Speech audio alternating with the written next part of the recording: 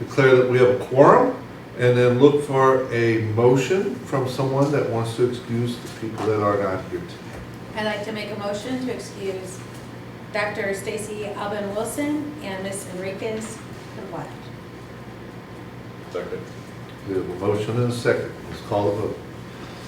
Mr. Eaton? Yes. Ms. Lonis? Yes. Mr. Garden? Yes. Ms. Glover-Jones? Yes. And I vote yes. They are excused. We're going to move to 1.03, which is the adoption of the agenda. I'd like to make a motion to pull 4.04 from consent agenda to open.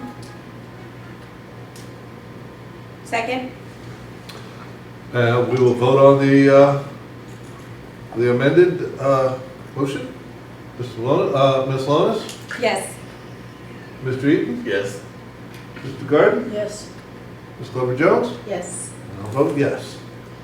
Now we will need a vote to approve the amended agenda. So we need a motion first. I'd like to make a motion to approve the agenda as amended. Second. We'll call the vote. Ms. Glover-Jones? Yes. Mr. Garden? Yes. Mr. Eaton? Yes. Ms. Lonis? Yes. And I'll vote yes. Our agenda is amended, and we have an agenda. Now we're to the Pledge of Allegiance, and our student representative to the Board of Education, Ms. Reagan, will lead us in the Pledge of Allegiance. Everybody please rise. I pledge Allegiance to the flag of the United States of America and to the republic for which it stands, one nation, under God, indivisible, with liberty and justice for all. All right. Thank you all. Thank you, Reagan. It is my honor and duty to report that the Board of Education met in closed session on June 5th of 2025 for a discussion of personnel agenda items. Next up, we have public comments. She just wants to say I'm hi. super happy about the cell phone thing passing. That's my comment. Thank you very much. Doing great. We'll put that in the record here. Can you put that in the record? She didn't fill out the paper. Never mind. We'll get it in there. It's somewhere. on our record. It's in the records. Mental thing. We heard you. All right, next up then is our reports, and the first report is the President's report. And for that, I have it right here. And we have a lot of things going on here in Ritenour, and as we prepare for the upcoming school year, as I said, we have several important events that I'd like to share with everyone here. And these will all be sent out and put on our website and all this stuff. But our annual retiree breakfast starts off our festivities on Friday, August 1st from 8 o'clock to 11 a.m. in the lobby of the auditorium of the Ritenour High School. And I hope to see everybody there. I'm taking the day off so I can see all our retirees. New employee orientation then starts August 4th, which is a Monday. Taking that day off too. Got to have a reason. I think those are good reasons. And the orientation goes from Monday to Friday. We will have a ribbon cutting and an open house for our newest building, the Ritenour Center for Educational Excellence, on Thursday, August 7th at 6 p.m. prior to this board's work session. On Saturday, August 9th, we will host our first ever Back to School Resource Fair in conjunction with our annual immunization clinic. The immunization clinic is from 8 a.m. to noon, and the resource fair will take place from 9 a.m. to noon. Both events are at Ritenour High School. Next up is we'll be welcoming all of our teachers back Monday, August 11th. Might have to take that day off too. Transition day for kindergarten, 6th and 9th grade students is Thursday, August 14th. And we will host our summer graduation ceremony prior to our board meeting on Thursday, August 14th.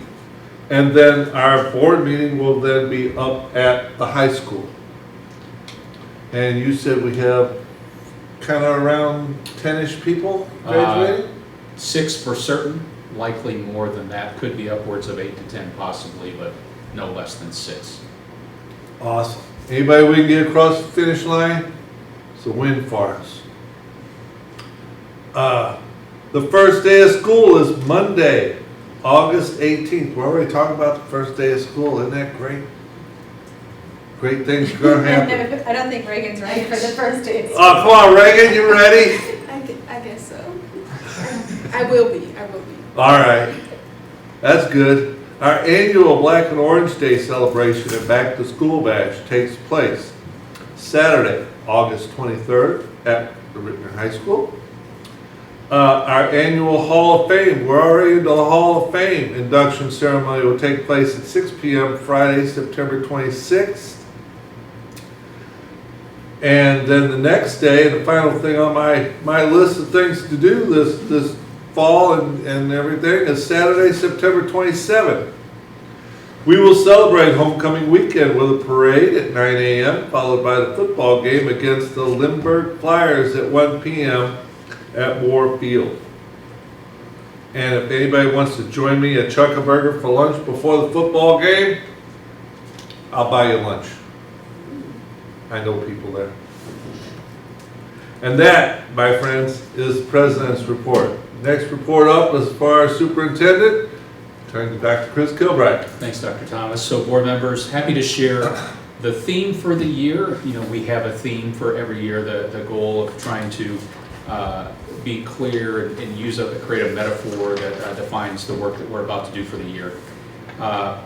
So for the 25-26 school year, the theme is harmonize. Harmonize, the why for that is for this year, it's not about adding new, but it's rather about clarifying the connections between all of the things that we do and finding harmony amongst that work in the name of improving student outcomes. To kick off the theme, we'll be hosting a 3-day drum circle in the lower lobby of the auditorium of Ritenour High School for all Ritenour staff and board members. It's taken place for an hour each day during that back to school work week for staff. Staff return on the 11th of August. On August 12th, August 13th, and August 14th. Logan Felder, music teacher at Iveland, is going to lead the group along with her elementary music colleagues. There's going to be a voluntary drum circle. There's going to be 100 drums that are set up in the lower lobby. And during that time, the times are going to be published there on the 12th from 11 to noon, on the 13th from 8 to 9, and on the 14th from noon to 1. Anybody in the district is welcome to come, harmonize with other members of the Ritenour community, sit down and make some music. So I appreciate our elementary music teachers under the direction of Logan Felder for helping us to do the work. The why behind that, as adults, we often use a bunch of words, right? And so words have the power to bring people together. They also have the power to cause people to separate and be apart. And rarely are we just in a space with other people doing the same work without using a bunch of words. And so that's the why for the drum circle. So we would encourage any board member, if you have the time, to drop by the lower lobby on those dates at those times and be a part of the work with the staff.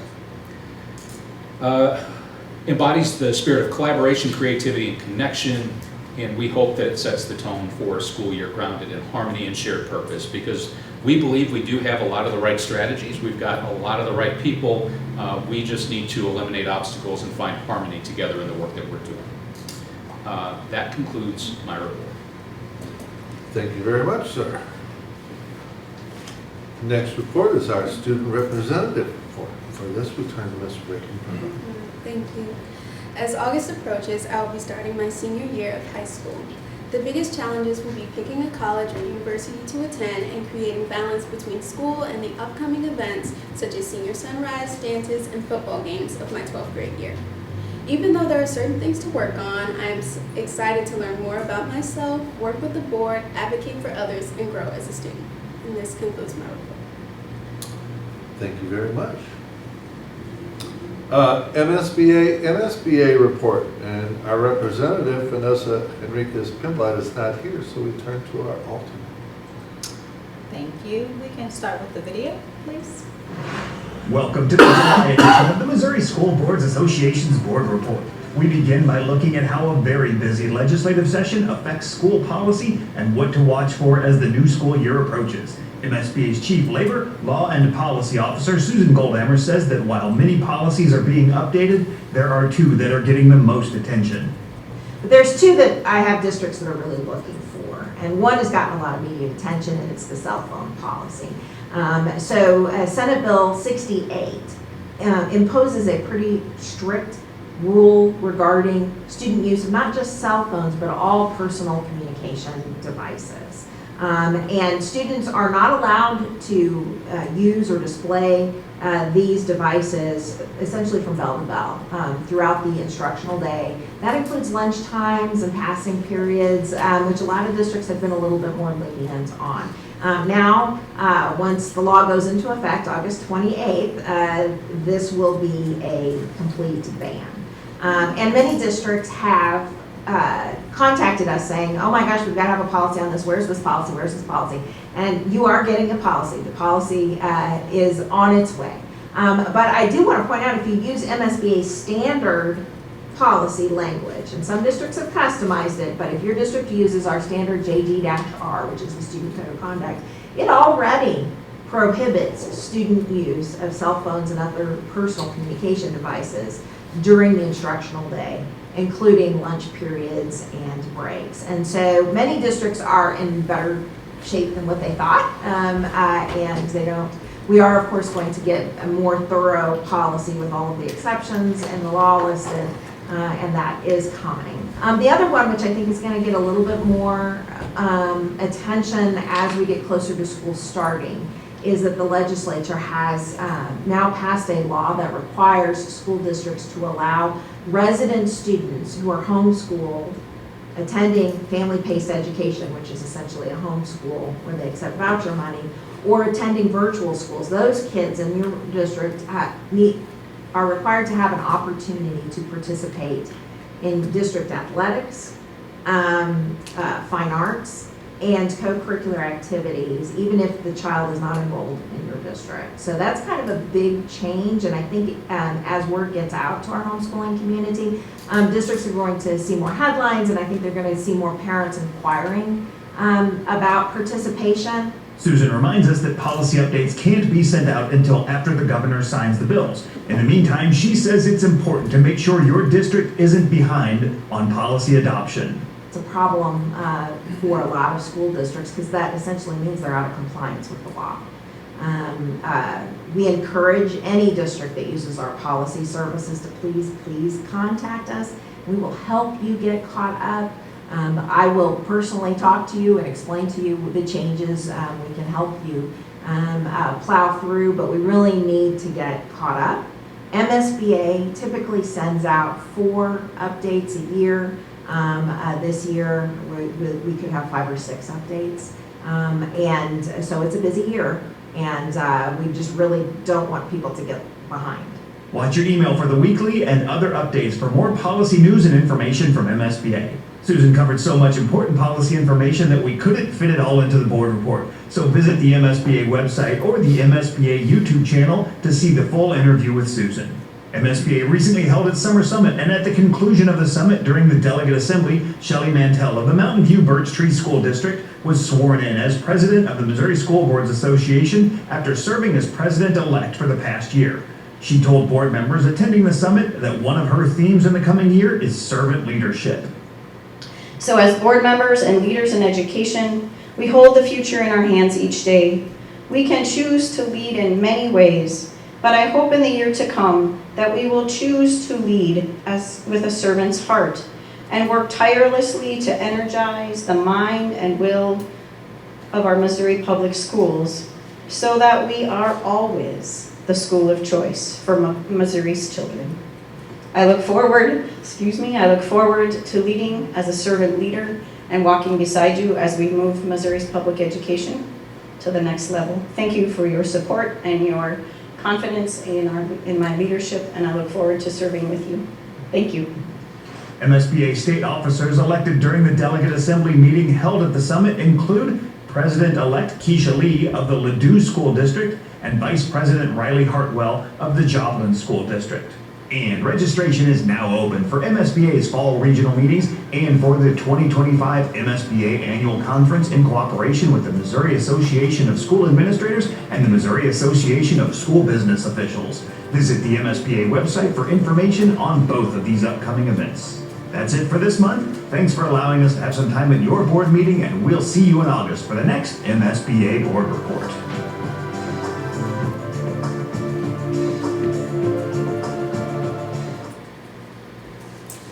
So as they mentioned with the summer summit, Brad, Dr. Thomas, Dr. Alvin Wilson, and myself and Dr. Kilbride, we all attended that this in June. It seems so far away. It's a long time ago, I know, right? right? But in June, actually this year, I think it was better than last year, I would say. The content, as well as just kind of how they had things organized. Overall, they have shortened the number of days, but they have tacked on the board president workshop and secretary workshop at the end. There was an opportunity for people to do the new members, not the new members, the refresher course if they had not done that. So that was a good thing as well. Like Susie was saying, that there was a lot of conversation around just updating people, board members, on the cell phone bill as well as the homeschool students being allowed. So lots of conversation, even outside of those specific sessions. They did have a session on the superintendent evaluation, so I'm waiting to get notes from Stacy on that because she was the one who attended that. So we'll put some of that into place. But overall, I thought it was pretty good. I know, Brad, you went to the board president workshop this year. Yes, ma'am. So you can give some feedback on that. There are a lot of people there that were first-time board presidents.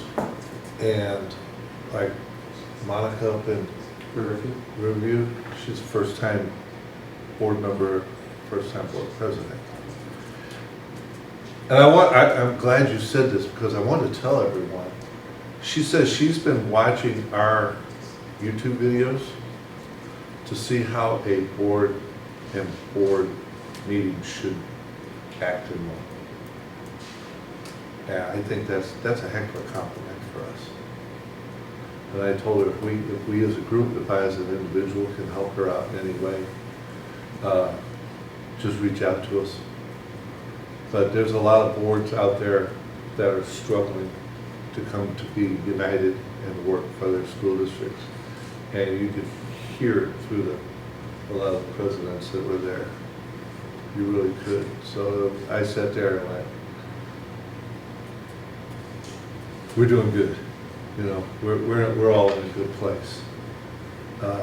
Good conversations with a lot of people there. People from Raleigh, from Joplin, all the way up to Kirksville. I got to talk to a lot of people there. So it was a good time spent. It was. I would have most definitely agree with Brad. When we look at our board and the ability to come to a decision that's the best for the children, the kids that we serve, and the community that we serve, that's, I think, is one of our strong suits. And just talking to other board members, whether they were presidents, directors, whatever their role was, it was a lot of people, like we always have two people that are on this end of the pendulum, and we can't ever get them to come to a place of agreement so we can move through business. So kudos to our board and our adult team to help support and answer the questions when we do have them, so we can do what's right for our children, youth, and our community, because that's not happening in all spaces, most definitely. And that will conclude my report. Thank you very much. Okay, now, special school district report. Dr. Alvin Wilson isn't here. Mr. Eaton, do you have anything that you could? The only thing is we meet, governing council meets again on September 22nd, so. Did they approve the budget and everything? Okay. All right, look forward to that report. Business items, 3.01, we turn to Dr. Michael LaChance for personnel recommendations. Good evening, board members. Good evening, sir. I'm here to present items 1 through 89. Open to any questions or comments you may have, and ultimately asking for your approval.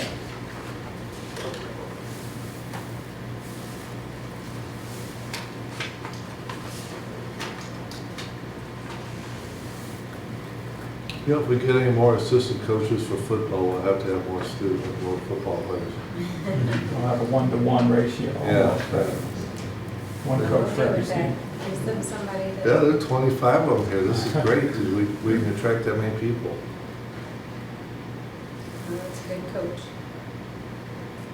You know, and with that, board members too, the actual number of budgeted assistant coaches has not increased. And so we've kept this number the same, they're just splitting it, so a number of them are 0.5.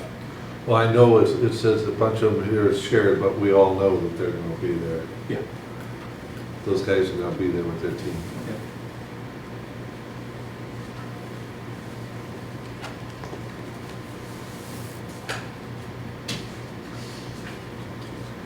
And if there are no other questions, comments, or thoughts?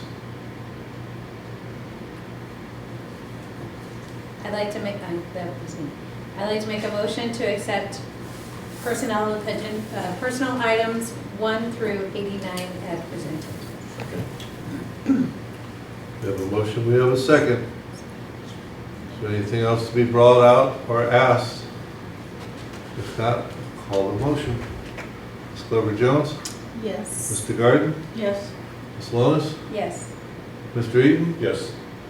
I'll vote yes. Thank you, board members. thank you. Thank you.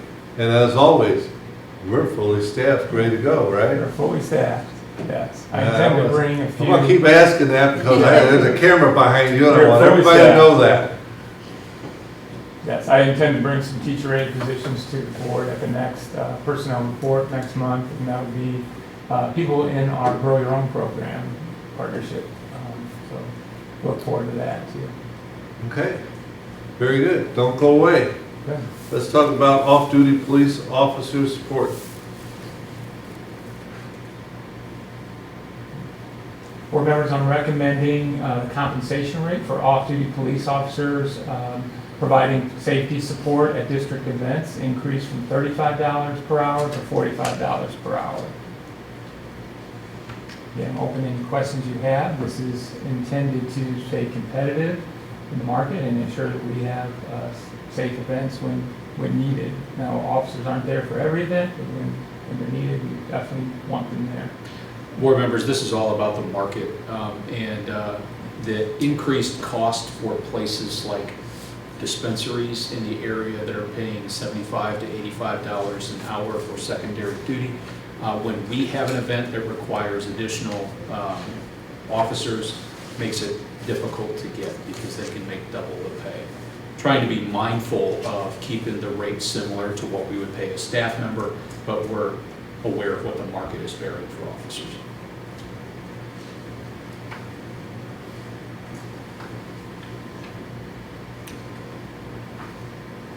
So what do we pay the staff members for that? Is it that same rate or is it a little bit? Staff members are 30. Yeah, staff members are 30. Some, depending upon the event and what they're actually doing, may be a little less than that. It typically ranges from 20 to 30. So like if they're keeping score or if they're Yeah, they're monitoring, it's different costs, or different.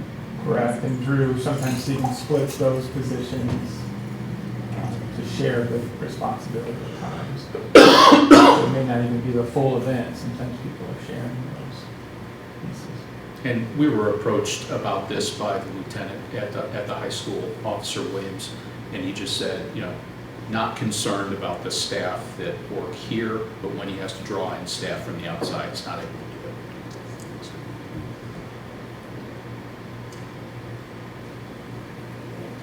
I'd like to make a motion to approve the recommendation to increase the compensation rate for off-duty police officers providing safety support at district events from $35 per hour to $45 per hour. Second. Any questions or comments? Hearing none, call vote. Mr. Eaton? Yes. Ms. Lonis? Yes. Mr. Gard? Yes. Ms. Glover Jones? Yes. I'll vote yes. Thank you. Thank you. Thank you.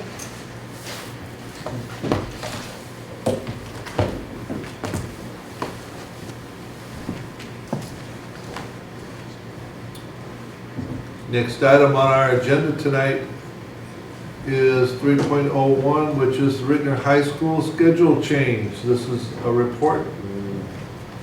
Dr. Green's going to tell us all the exciting things the schedule changing.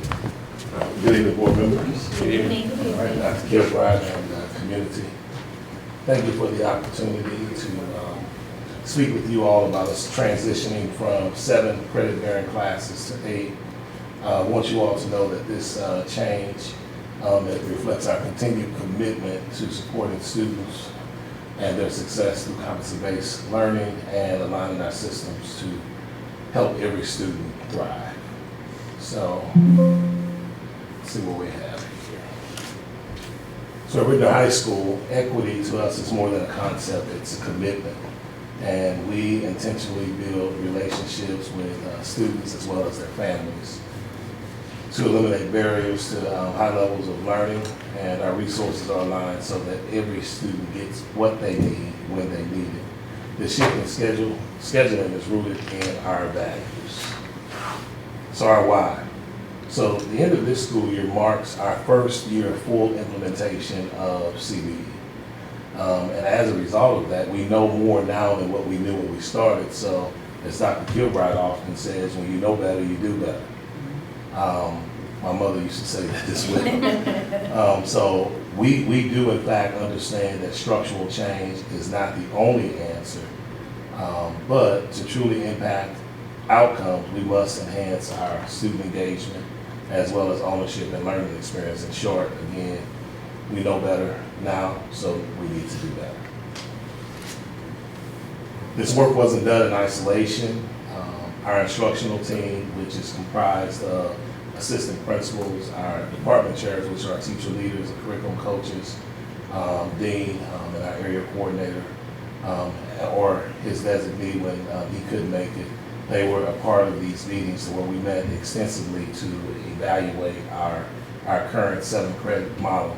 So we looked at how it supports or limits competency-based learning. And after reviewing multiple options and gathering feedback, we identified this last bullet, this 8 credit model with a when period, a what I need period, or what I need Wednesday was the strongest option to consider for our students moving forward. So why this change? Why are we moving from 7 credit-bearing courses or classes to 8 credit-bearing classes? First, it aligns with CBE, but in addition to that, we want to improve our graduation rate. While we made improvements in our 4-year graduation rate, we're not where we want to be. And we know that there's a lot of work that needs to be done, and that 4-year rate does reflect some strong and steady commitment towards student success as well as persistence, but we know that we want to increase that graduation rate to where most, if not all, of our students are graduating within 4 years. And as you all know, when we look at MSIP 6, we look at our 4-year rate, our 5-year rate, 6-year rate, and 7-year rate. We want to obtain our points with our 4-year rate opposed to the 5, 6, and 7. But we do recognize that there are students that may take a little longer. We want to make sure that we support them as well. We anticipate some growth from our 24-25 year cohort with the numbers that Dr. Kilbride mentioned for summer school, and then the number of students that walked across the stage this past summer. So it's an opportunity to get more students across the stage for graduation within 4 years, 5, 6, or 7 if needed. So secondly, to better align with CBE and our CSIP goals, strategies. One of our strategies is demonstrating and creating multiple opportunities for students to demonstrate success, and this will be one of those. And finally, to increase opportunity. So what does that mean? We're moving from 28 credits to 32 potential credits. This creates an opportunity for students to be better aligned with HiCap and achieving goals from a career, for their college or career goals. This shift also creates room for students to level up, regain credit, or accelerate credit toward graduation. And Dr. Green, the requirement for graduation remains the same at 24. Yes, This just gives children more opportunity to capture more credit each day, each semester. absolutely, yes, sir. So again, why the shift continued, so this major innovation, if you will, or this new model that we're putting in place is Win Wednesday. It's all about personalized, targeted support, and students will have access to academic and SEL interventions, opportunities to revisit proficiency scales and improve their grades, more instructional time for better outcome, and this schedule brings together equity, flexibility, and student success. And last but not least, and I know I keep stressing this, improved graduation outcomes. Dr. Green, could you talk just a little bit about that cumulative review strategy? Absolutely. Let's wrap it up I'll talk about it. Yeah, so one of the things that we're doing, and it's somewhat captured within this slide here, is making sure that on those Win Wednesdays that we have mandatory small group strategy sessions. So we do know that our students need to be more engaged, and there are some things that we want to ensure that our students are getting, and they can't get that in a whole group. So we want to make sure that students are getting that in those small group sessions, and it's mandatory. So we'll be asking teachers and supporting teachers, and you'll see some things later on in the presentation, to do more targeted small groups, one-on-one conferring with students so they can get what they need when they need it, and not wait until the end of the semester to work toward learning things that they should have got in the first or second week of the class. Thank you. Okay.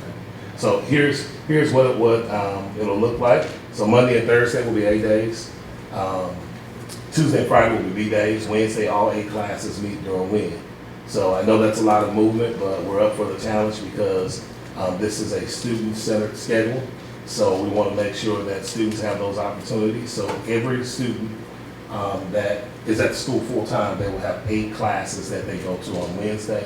So this midweek allows for leveling up, focus support, and again, mandatory small group strategy sessions. And this is a strategic structure designed to meet students exactly where they are. Freshman Seminar and PAC update. So Freshman Seminar is being reimagined to support academic growth and a stronger sense of belonging for every 9th grade student. So this will be a class that every 9th grade student will take. It's guided by clear learning targets and structured feedback, and this course will be designed to build both confidence and competency, because we know that meaningful learning experiences create connection, motivation, as well as purpose. So the course will be guided by proficiency scales, some of which include an attendance proficiency scale. We'll talk about attendance later on. Participation in clubs, extracurricular, co-curricular activities. So they will have a proficiency scale for that. And for those students who may not want to connect to any of those, we will intentionally create opportunities for them to engage in the culture of the school. Sometimes you hear people say that you have to bloom before you Maslow. So it's really about creating that sense of belonging to where every student feels like they're a part of the school, and we want to capture them at that 9th grade year. So in addition to that, to prioritize credit attainment and personalized support, we are removing the PAC period. And removing the PAC period because we want to ensure that every instructional minute of the day is focused, purposeful, and responsive to student needs. We do recognize that we want to ensure that students are engaged at high levels, and that PAC period did not do what we wanted it to do. 90/90 attendance requirement. So accountability is the key, and especially when it comes to student engagement. We can't engage students if they're not in school. So to participate in athletics, clubs, and extracurricular activities, including prom, blow dance, things of that sort, and other special events, we're putting in place that students must meet the 90/90 attendance rule.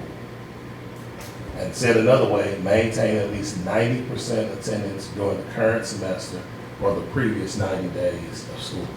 We want to say that all students will have a fresh start this school year, so no student will be penalized. And if you did not know that in previous school years and this past school year, that expectation for those high-profile events like the prom and the glow dance, that 90% attendance was already a requirement. We just want to spread it out. The problem with attendance for our student athletes and other things is not during season.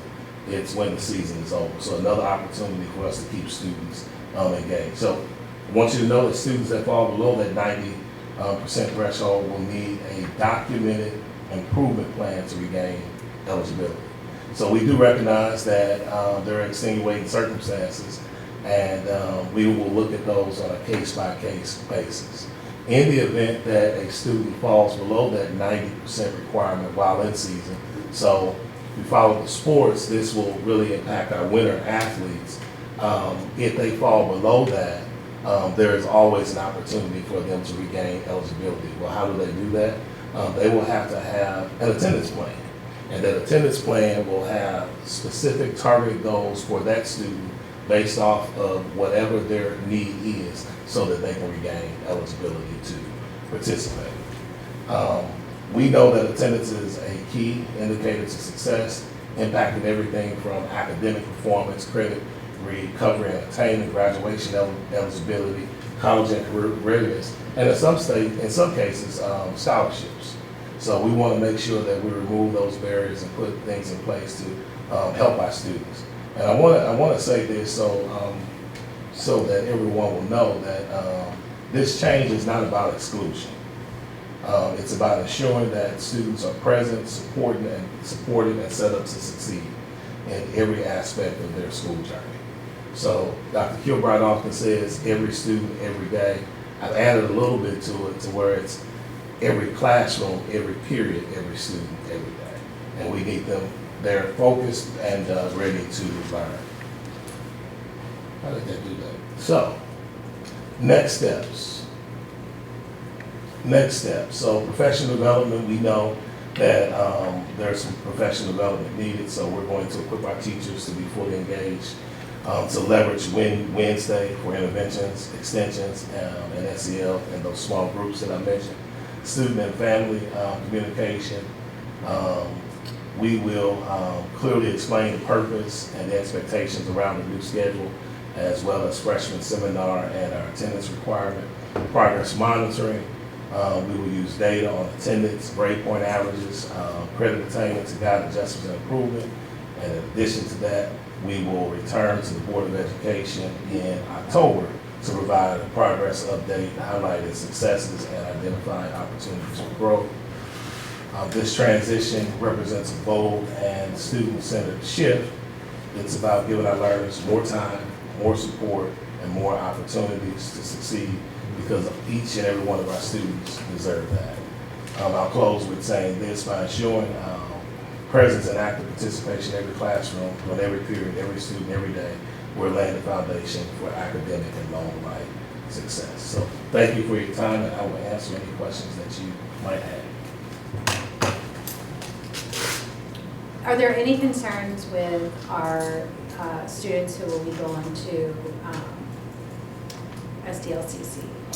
No, so those students that are going to STLCC, we've already anticipated that their attendance may look a little different because of fewer classes, fewer periods. So I'm going to keep a watch on that because that will look different for them. But as of now, most of those students, in terms of their presence in the school, they're there, they're at the school. But we do know, because they're there at halftime, that it looks different for a student that might be there full time, which would be the same for our students that are at North Tampa as well. Okay. So I appreciate the concept of know better, do better. I also appreciate in the next steps, the clearly outline the professional development piece. Because I reflect back on my time on the board, I recall there being something at the high school as well where there was, and this may be when my kids were there, there was a set time or a day where they had something like Winning Wednesdays. But it did not necessarily seem to come to volition to be able to show improvements with that. So the progress monitoring, I would really like to kind of see some of the data surrounding that, like what's our baseline, where are we starting at with our students, just so that we can see the growth by us implementing that. And you all probably already have some of that from last year, I'm assuming, but just keeping that in mind and in the forefront as we're doing this. Totally support it, but just kind of want to see what the data is showing us, and are we seeing that growth with our students as well as with our staff to be able to support this model that we have. The other question or comment, what type of education are we doing with the students and the families as it pertains to the attendance expectation? So I see that about the showing the benefit of the new schedule, the guidance about the Wednesdays, but what about the attendance piece? Because if I'm a student that maybe I've got some type of health condition, and so I need to be sure to bring in my doctor's excuses for you all to do that deeper dives. Right. But if my guardian doesn't necessarily encourage that and it's not on my mind, then that may kind of fall by the wayside. So what does that education look like for the students and families? So we're going to do a couple of things. One of them will be, we'll have sessions where parents can come in and we can talk about the items that are in this PowerPoint. Plan on getting with communications to get some videos out there for our parents so they can understand the 90-90 attendance requirement. And really just making sure parents understand why we need students in school. To your other point that you made about the data, we kind of have a model for some of this already with the level up that we did after school and that our SSD partners did within their space, to where they were able to allow students to recover and gain credit. And then also we received some data point back for our second semester grades, to where we had, I would say, close to 300 grades that improved as a result of students leveling up. So going back to the second question, we'll make sure that we host those on-site meetings, do some videos, and then get some written communication out. So sometimes there's some good and some redundancy, so it'll be some of the same thing over and over and over again. But the more that people hear it, they will know that it's really about getting your student to school and ensuring that they get the credits that they need to graduate. So, Thank you. Early release dates, are those still going to be, or are those going to be? So because of the new scheduling model, Dr. Kilbride, Dr. LaChance, and I, we had a conversation. So the new scheduling model that we put in place, so the short answer is no more early release days for the high school. The reason why is because in the new scheduling model, our departments, they now have common planning. So they can do or have their PLCs during that common planning period. So those early release days are really about doing PLCs with our departments. There's no need for that in this 8-period scheduling model, because our departments have that common planning period and they can break off into those different subject areas that they teach for PLCs. The only early release days would be the district-wide 5. It'd be those every Thursdays that would be going away at the high school. Okay, very good. And in addition to when I talked about what the week would look like, so there is a plan for 4-day weeks, what that might look like, 3-day weeks, and 2-day weeks, which is in our calendar that we provided to communication, so they will know that. So we'll make sure that our parents have that as well.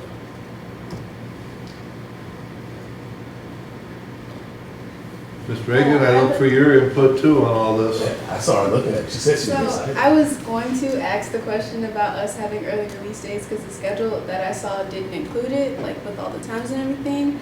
But also, I want to know what information did you use to determine that people not having enough credits was the reason for the graduation rates not being what you wanted?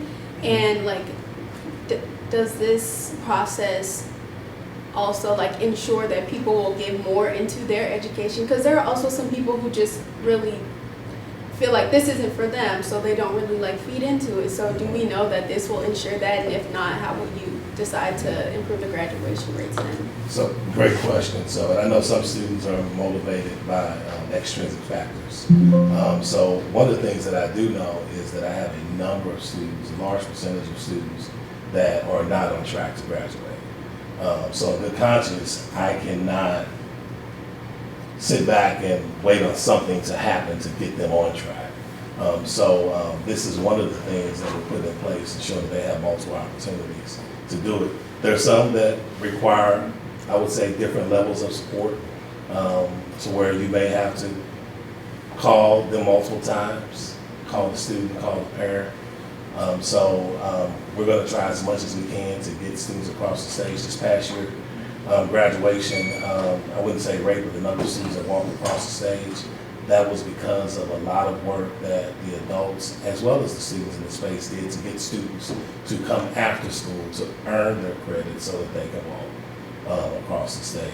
And even over at our, with Husky, a number of students graduated from Missouri Options, from ACE, but it's really about instilling that motivation in them to where they want to do it, that they want to come to school, and they believe that there's gold, if you would, at the end of the rainbow, if that makes sense. So they have to see it, and you have to give them those small wins. I talked to Dr. Kilbride many years ago when I first got here about measuring success by thimbles full versus buckets full. And when you do those small increments of success and you give adults as well as students something to hold on to, they want to be a part of the success story. So I think success breeds success. And some of those students that you might be thinking of will move forward. But then you have some students that are going to look at these 8 credits and say, how can I get my 24 credits and get out of here because I want to go on and start my life. So we'll have some things in place where hopefully as they meet with their counselors, the counselors can create other options for them to where they don't see, I want to graduate in 3 years. I want to stay here for 4 years because there's some things that I want to do that's going to keep me in school. But we do know that there's some that will try to graduate in 3.5 years or whatever the case is. Thank you. Yes, ma'am. And I wonder, Reagan, if I could respond a little bit to some of the thinking too. One of the shifts that that we're seeing too is the idea of having half days for finals at the end of a semester. With the shift to competency-based learning, we're after more time as opposed to less, because now a student doesn't have to repeat an entire semester. We can go right to where the scales are, and kids can level up on those specific scales. And so I think it's about more time and being more targeted where the deficits are. And then the idea, a student that is credit deficient or is behind in credits, if I have to attend pack time every day or every other day for an hour and I get no credit for that, think about the stress that that's adding to my load. Why am I here when I should be somewhere else trying to recapture my credit? I definitely felt like that my freshman and sophomore year, because my junior year I did dual enrollment, so I didn't get a pack time. But like I was always trying to credit load, so I took 3 math classes my sophomore year. Like I always wanted credits, and I didn't feel like Husky Time was necessarily helping me because everybody should learn how to study at home on their own. And I think that taking it away and making a certain day just for everybody to talk and understand and work together is really nice. I just had a question about the documented improvement plan with clear attendance goals. Who's responsible for that? So that will be a team of people that will be put together. So it'll be a counselor, perhaps social worker intervention, as well as our crisis interventionist, a teacher or a mentor that a student identifies that they have, that they feel as if someone that supports them, as well as the assistant principal that's responsible for their grade level. Okay, because I think one concern that I have is, you mentioned early on, like accountability is everything. And so I'm wondering who's going to be accountable for ensuring that that documented improvement plan is consistent and is checked up on, and that the student really does have one kind of person that they go to that they're accountable to, as well as the staff person feeling like and knowing that they are supposed to do certain things to support the student. Absolutely. And we already have an attendance plan for students that fall below a threshold. This is also a way for us to utilize that more efficiently and effectively one, improve our proportional attendance rate, but I firmly believe that if students are not in school, they're not learning, and that is a contributing factor to, students being credit deficient. So targeting those individuals that I name, and me or that assistant principal, holding those individuals accountable to ensure that it's monitored and that it's checked up on will be key, ensuring that the attendance improves.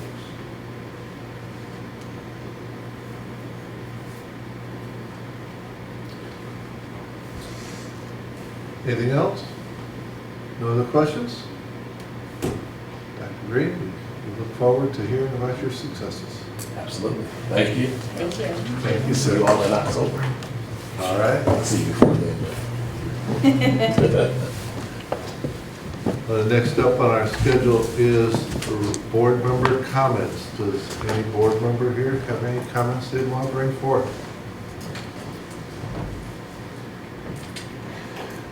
Glad you could be here, Vanessa. Thank you. It's wonderful to see you. For the record, I was actually early and then ended up being late. So, so You're taking care of everybody in the world, so it's okay. I did just have a comment as a board member and also as a parent who's registering Lena into the Early Childhood Center. I think we have room for improvement in the registration system, and I just had questions about that, Dr. Kilbright, so maybe we could get a better understanding of how that works. So I'll just give you some context. I had received the link to register, so I did it. I went in there and I started all the things, the questions, filled it out. And then there was to upload birth certificate, release, and all of that kind of stuff. I tried it, and my Wi-Fi wasn't working, it wasn't uploading or whatever, but at the end of the registration, it tells you you're complete. Like it doesn't hold it for you, it just kind of lets you know you're done. So I was like, okay. And I feel like I'm fairly tech savvy, I'm not the best, but I was like, oh, okay, I can go in and add these, when I get home and have better Wi-Fi. Went in and did that, and then I couldn't actually get back into the portal. It tells you it's completed now and you can't get back in. Mm-hmm. So then I have to come up here to do it, which, as you know, like I can squeeze that into my schedule, but even with my own flexible schedule, it's still really hard to bring in the physical document. So I talked to Robin, who was assisting me, and she was kind of trying to explain it to me, but and then she also just mentioned like they're working on Saturdays and Sundays in August to like get everybody registered, and their team is super overwhelmed. So I think it's just something that I would like to better understand, like how our system works. Because again, even for someone like me, that I'm fairly like reasonably technologically savvy, I was like, oh, that was not clear to me, that I couldn't go back in, or that I couldn't upload my documents later, which then made it more difficult to have to come in physically and bring in the thing. So I appreciate you sharing that, and I'll give the board a full update. I actually had a meeting with the registration team. Today is Thursday, on Tuesday, and actually brought in Rich Wilson into the conversation, trying to be more, number one, high touch, but also be more efficient down there. We know we have an opportunity. And one of the things that was identified was having to scan documents. And so when people will do 85 or 90% of the process online, but then they have to scan the documents or they have to come up and provide documents. Can we have somebody perhaps from the tech team that is just, here are my documents, and they handle that piece? Just trying to speed it up a little bit. And for those families that might be on a waiver, just being a little bit more high touch around that. So we had the conversation around it. I'll give the board a full update and let you know what the progress is on that. But the scanning piece is what was identified as an obstacle that we could do better. Yeah, and I know, I'm sure this is getting in the weeds, but Robin was explaining that like if somebody uploaded like the birth certificate instead of the lease, they had to like manually change that or something like that. So there was all these issues around that kind of stuff too. So yeah, just making it easier on both sides, on parents being able to, or people being able to quickly upload their own stuff, and again, just making it as accessible as we can. Yes. Are they going to be working Saturdays and Sundays?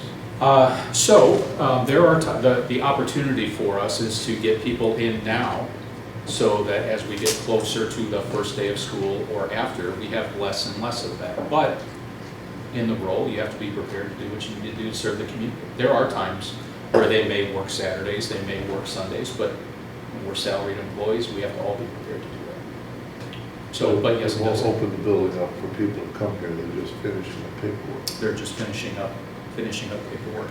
I will also say that the department is also, they have peak times during the year, and the offer has been made to involve more people in the process to lighten the load a bit. So we'll reinforce that offer to the public. Sorry, on that, and this will be my last comment on this, because one thing I did think about, actually, Dr. Kilbride, was I was visiting a family, and I was letting them know about registration and all that kind of stuff.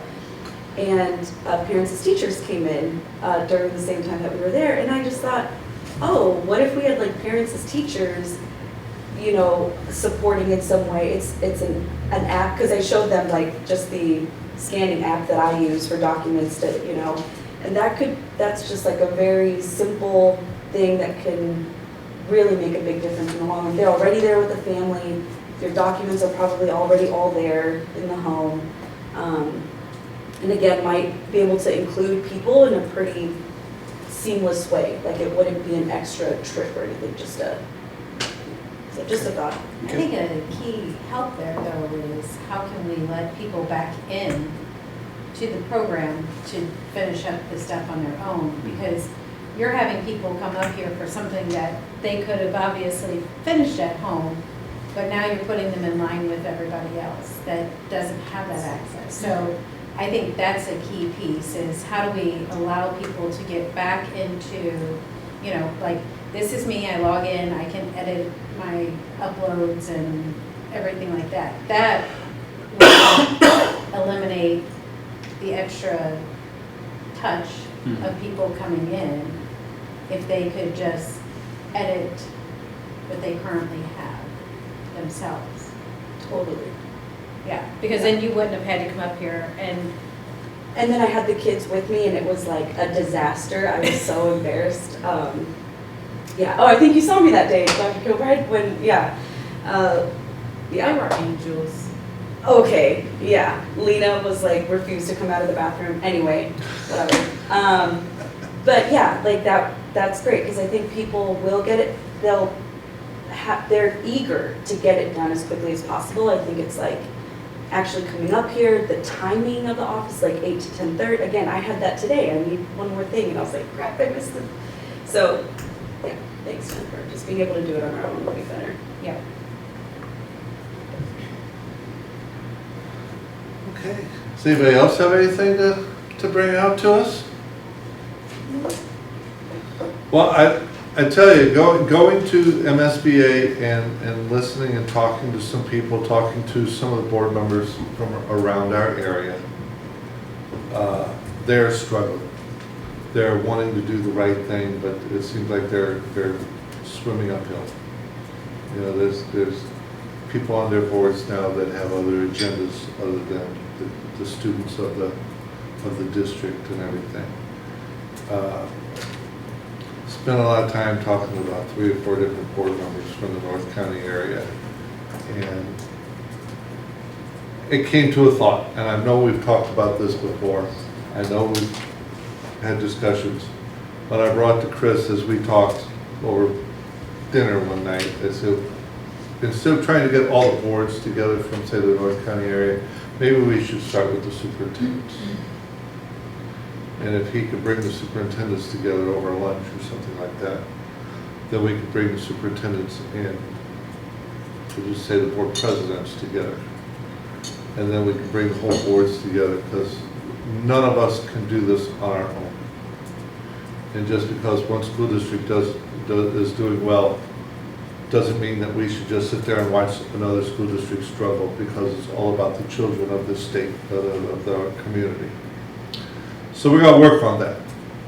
We're going to see how we go with that. Some of the school districts have have now new superintendents that sound like they're willing to reach out and work and be cooperative and share as we are willing to share. So it might be a good time to bring some together. So we're gonna work on that over this next school year. As you saw, there's just a plethora of things that we can get involved in as the school begins, with seeing our retirees on a Friday, seeing our new hires on a Monday. We're going to have a virtual convocation, Yes.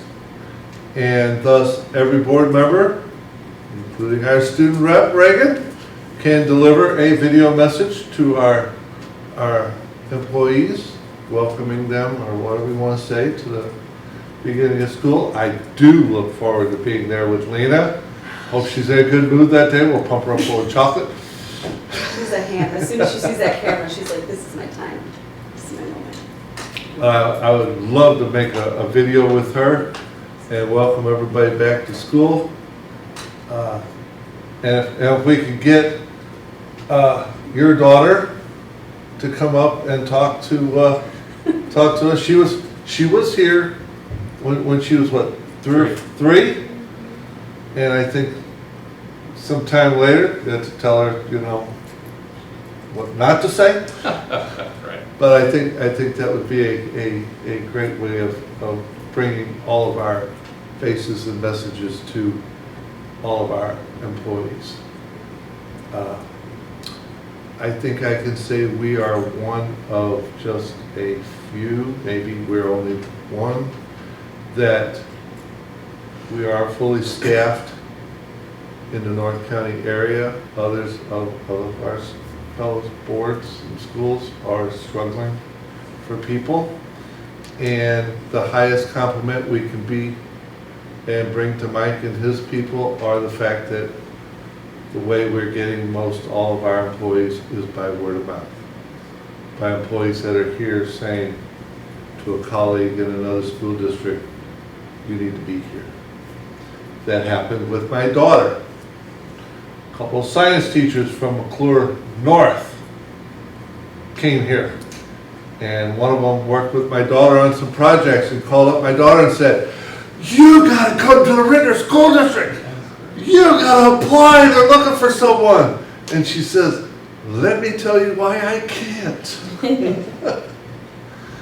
And then my daughter called me and said, why I can't be there, Dad. So I said, well, I don't think I should quit the board so you can have a job here at Ritenour. You're doing good in first floor. We'll talk about it later.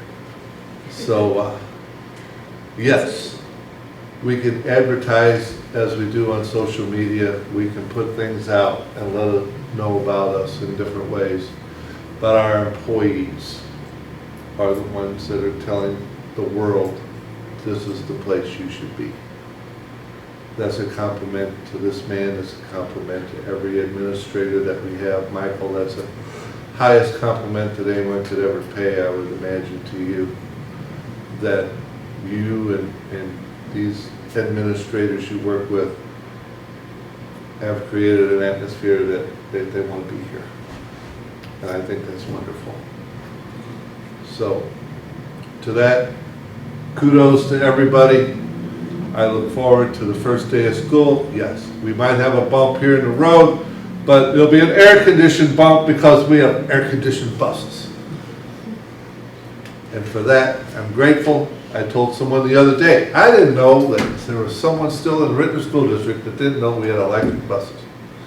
And I told them we have all brand new electric buses, and how much did that cost us? I said, you'll love the price.